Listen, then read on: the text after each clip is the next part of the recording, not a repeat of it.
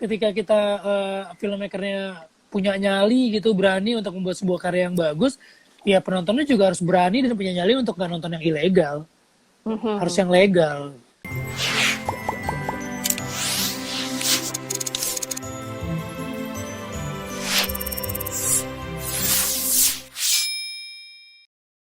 Nah, Kak Agla, Kak Vino, ini sekarang perubahan masyarakat mungkin udah banyak yang masih takut ke bioskop dan nggak sepenuhnya juga kayak biasanya. Kemudian jadi ada perubahan kebiasaan menonton lewat live streaming. Kalau Kak Agla dan Kak Vino sendiri ngelihatnya itu gimana sih, Kak? Apakah itu sesuatu yang penurunan atau seperti apa? Plus minus ya kalau menurut aku. Iya betul. Karena cinema experience itu sesuatu yang tidak bisa kita dapetin dengan nonton di rumah gitu. Pasti beda banget rasanya nonton di bioskop dengan kita nonton live streaming di rumah. Tapi juga menurut aku ya OTT gini, live streaming ini tuh membantu untuk perfilman untuk tetap hidup di masa pandemi ini. Ya nggak sih, Vin? Iya benar-benar. Ya kalau buat saya pribadi sih memang pengalaman nonton di bioskop itu nggak bisa tergantikan sih memang. Tapi kan kita nggak boleh stuck, kita nggak boleh mati, kita nggak boleh mandek untuk berkarya, kita harus terus berkarya. Dan kehadiran OTT ini justru menjadi semangat baru buat kita untuk terus berkarya untuk membuat sebuah film yang bagus walaupun medianya berbeda, sambil paralel gitu maksud saya. Kita tetap pelan-pelan kembali lagi ke bioskop gitu.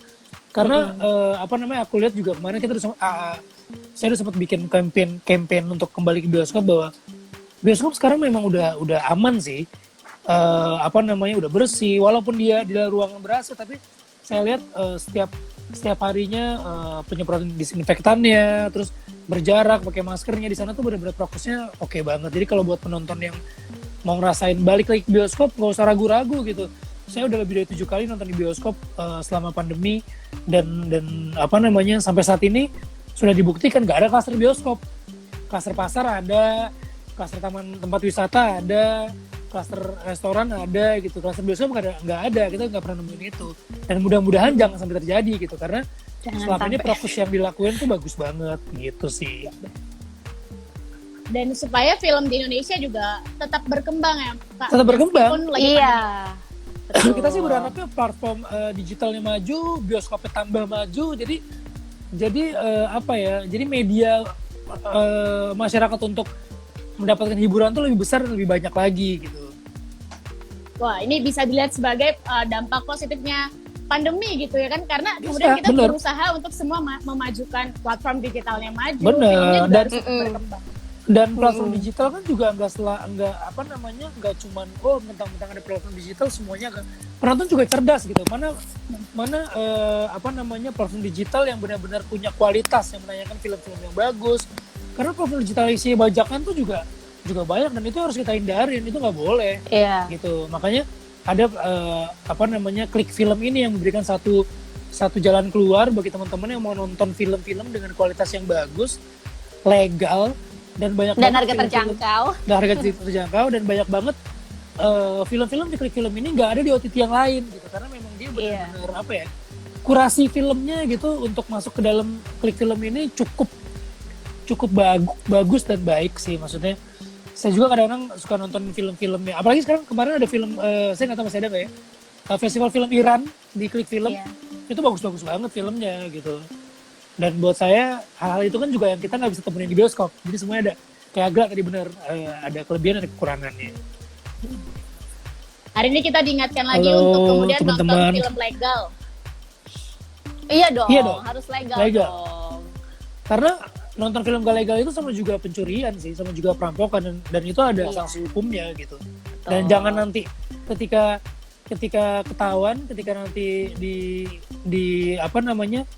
disidak pihak yang berwajib, alasannya saya nggak tahu gitu, saya nggak ngerti, itu udah basi tuh alasan kayak gitu tuh. Dan buat pihak yang berwajib ketika mau menindak, tindak aja, karena sosialisasi untuk menonton film yang legal itu udah banyak banget gitu. Dan saya rasa penonton kita cerdas sih, cuma masalah mau atau nggak mau aja. Dan lagi pula gampang dan murah juga ya Kak. Gampang dan murah gitu. Iya, gak ada alasan apa lagi gitu.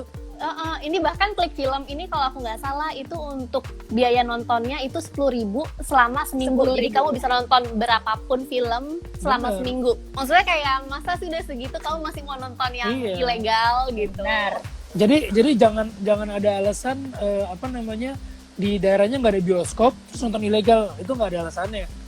Kok bisa Karena pakai perfilman- sosmed, bisa joget-joget di sosmed tapi nonton filmnya masih tetap film bajakan? Wah, itu norak banget sih. Benar, dan perfilman Indonesia juga kan tergantung oleh penontonnya gitu. Kalau penontonnya support, bayar untuk nonton filmnya gitu. Kita juga bisa maju, kita juga bisa memberikan berbagai macam pilihan lagi ke depannya gitu, berkarya lagi. Oke, jadi semua yang nonton hari ini tuh kita sadar kalau ternyata kalau mau memajukan produksi film Indonesia itu kita harus sama-sama, nggak bisa cuma dari artisnya main bagus gitu ya kan.